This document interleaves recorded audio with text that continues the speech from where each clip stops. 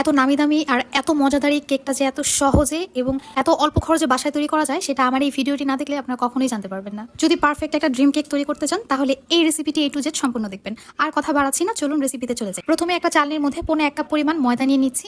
আমি এখানে half cup ব্যবহার করছি। প্রথমে হাফ কাপ দিয়ে তারপর হাফ কাপের অর্ধেকটা আমি এখানে দিয়েছি। তার সাথে দিয়ে দিচ্ছি 3 টেবিল চামচ পরিমাণ কোকো পাউডার। এখানে কোকো পাউডারটা একটু ব্যবহার করছি বেশি, কারণ আমি চকলেটের একটা ভালো ফ্লেভার চাচ্ছি।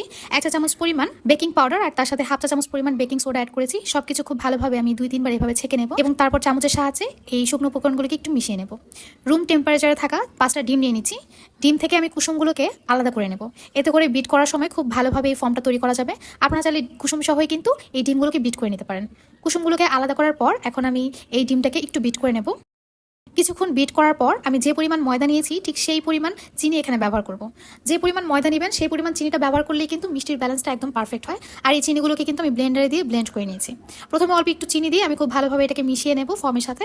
আর তারপর আস্তে আস্তে করে এভাবে চিনি দিয়ে আমি কেকের মেলাংটা তৈরি করে নেব। চিনিটাকে এভাবে বিট করে নিলে হয় কি, চিনিটা আলাম থাকে না। চিনিটা যদি আস্ত থাকে কেকের মধ্যে তখন সেটা যদি দাঁতে নিচে পড়ে সেটা কিন্তু খেতে ভালো লাগে না। তাই চেষ্টা করবেন কেক তৈরি করার ক্ষেত্রে চিনিটাকে এভাবে ব্লেন্ড করে একটু গুঁড়া করে নিতে। আমি একটা স্প্যাচুলার সাহায্যে বাটির আশেপাশে যেই ডিমের মেলাংটা লেগে আছে সেটাকে এভাবে করে দিচ্ছি। এতে করে সব জায়গায় খুব ভালোভাবে বিট করা হবে।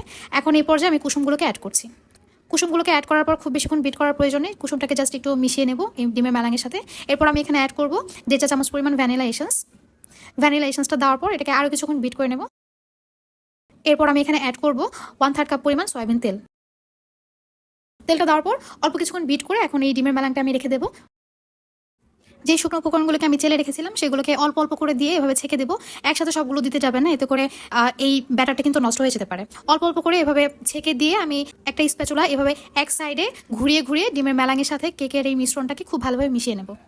স্প্যাচুলাটাকে যে কোনো এক সাইডে আপনারা ঘুরিয়ে ঘুরিয়ে এই শুকনো উপকরণগুলোকে মিশিয়ে নেবেন। এতে করে মেলাংটা কিন্তু নষ্ট হয়ে যায় না। আর যদি আপনারা উল্টাপাল্টা ঘুরিয়ে এটাকে মিশিয়ে নেন তাহলে দেখবেন ডিমের এই ফর্মটা কিন্তু বসে যাবে, তখন কেকটা কিন্তু সুন্দর হবে না। তাই যে কোনো এক পাশে ঘুরিয়ে ঘুরিয়ে এই কেকের মিশ্রণটাকে তৈরি করে নিতে হবে। মিশ্রণটা তৈরি হয়ে গেলে এখন আমি যেই মোল্ডের মধ্যে কেকটা তৈরি করব সেখানে একটু বাটার মেখে দিচ্ছি। যেহেতু আমি ড্রিম কেক তৈরি করব আর এই মোল্ডের মধ্যে কেকটা তৈরি করব, এই জন্য আমি নিচে আর কাগজ দিইনি। তবে আপনারা নর্মাল কেক তৈরি করতে চাইলে সেক্ষেত্রে নিচে একটা কাগজ বিছিয়ে নেবেন। এতে করে এটা মোল্ড আউট করতে সুবিধা হয়। আমি ওপর থেকে কেকের ব্যাটারটাকে ছেড়ে তারপর একটা চামচের সাহায্যে এভাবে করে দেবো। এতে করে সব জায়গায় কেকের মিশ্রণটা খুব ভালোভাবে বসে যাবে। আর তারপরে এভাবে আমি ড্যাব ড্যাব করে কেকের মিশ্রণটাকে খুব ভালোভাবে বসিয়ে নেব। আগে থেকে চুলাতে আমি একটা হাঁড়ি গরম করে রেখেছিলাম, একটা স্ট্যান্ডও আছে। সেই স্ট্যান্ডের উপর আমি কেকের বাটিটা বসিয়ে দেবো আর তারপর চুলার আঁচ মিডিয়াম টু লোতে রেখে এটাকে বেক করব ঘড়ি ধরে পুরো 25 মিনিট।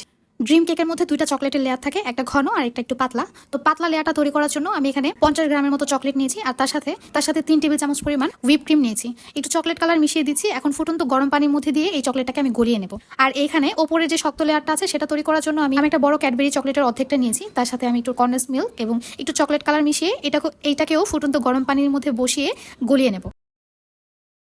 এখন ক্রিমটা তৈরি করব, এই জন্য আমি এখানে বরফ ঠান্ডা হুইপ ক্রিম নিয়েছি 1.5 কাপ। তার সাথে অ্যাড করেছি 3 টেবিল চামচ পরিমাণ গুঁড়া দুধ। সামান্য পরিমাণে চকলেট কালার দিয়ে এখন এটাকে বিট করে নেব। এই ক্রিমটা তৈরি করার জন্য হাই স্পিডে বিট করতে হবে এবং এই ক্রিমটা কিন্তু একদম শক্ত করে তৈরি করা যাবে না। ক্রিমটাকে এমন করে তৈরি করতে হবে যাতে করে স্প্যাচুলা দিয়ে এভাবে উঁচু করলে ক্রিমটা আস্তে আস্তে পড়ে যায়। ড্রিম কেকের জন্য এই ক্রিমটাকে কিন্তু শক্ত করে তৈরি করা যাবে না। আমি যেভাবে তৈরি করেছি ঠিক সেভাবেই তৈরি করতে হবে। আপনারা চাইলে হ্যান্ড উইক্স দিয়েও কিন্তু এই ক্রিমটাকে বিট করে এভাবে তৈরি করে নিতে পারেন।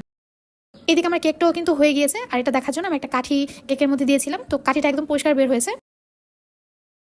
কেকটা গরম থাকতে আমি এভাবে বের করে কাঠি দিয়ে ভেতরে একটু ফুটা করে দিচ্ছি। এরপর এখানে আমি ঘন দুধের মধ্যে চিনি মিশিয়ে রেখেছিলাম, সেটাকে ওপর থেকে দিয়ে দিচ্ছি। এটা কিন্তু কেকটা গরম থাকা অবস্থায় করতে হবে। এতে করে কেক দুধটাকে খুব ভালোভাবে সোক করে নেবে আর এই কেকটা খেতেও কিন্তু খুব সফট হবে। এরপর অপেক্ষা করবো যতক্ষণ না পর্যন্ত কেকটা সম্পূর্ণ ঠান্ডা হয়ে আসে। ঠান্ডা হওয়ার পর যে ক্রিমটা তৈরি করে রেখেছিলাম সেটা দিয়ে দিচ্ছি। ক্রিমটাকে চারো সাইডে খুব ভালোভাবে দিয়ে আমি ফ্রিজে আধা ঘন্টার মতো রেখে দিয়েছিলাম। আধা ঘন্টা পর আমি যেই পাতলা চকলেটের লেয়ারটা তৈরি করেছিলাম সেটা দিয়ে দিচ্ছি এবং অবশ্যই এই চকলেটের মিশ্রণটাকে কিন্তু একদম ঠান্ডা করে তারপর দিতে হবে। একেবারে ফ্রিজে রেখে ঠান্ডা করতে হবে না, নর্মাল টেম্পারেচারে এনে এভাবে চকলেটের মিশ্রণটাকে আমি দিয়ে চারদিকে ঘুরিয়ে সব দিকে ছড়িয়ে দেবো। এইভাবে ওপরে চকলেটের লেয়ারটা দিয়ে আমি ফ্রিজে এটাকে আরও 2 ঘন্টার মতো রেখে দেবো। এতে করে ওপরে চকলেটটা হালকা একটু শক্ত হয়ে আসবে। 2 ঘন্টা পর দেখতেই পাচ্ছেন ওপরের লেয়ারটা কিন্তু অনেকটাই একটু শক্ত হয়ে এসেছে। তারপর ড্রিম কেকের ওপরে যে শক্ত লেয়ারটা থাকে সেই লেয়ারটা তৈরি করার জন্য যে চকলেটটাকে আমি মেল্ট করে রেখেছিলাম সেটা দিয়ে দিচ্ছি। এই চকলেটটাকে অবশ্যই নর্মাল টেম্পারেচারে এনে তারপর এখানে ব্যবহার করতে হবে। গরম চকলেট দিলে কিন্তু এই কেকটা নষ্ট হয়ে যাবে। চকলেটটাকে এইভাবে চারদিকে স্প্রেড করে দিচ্ছি চামচ দিয়ে।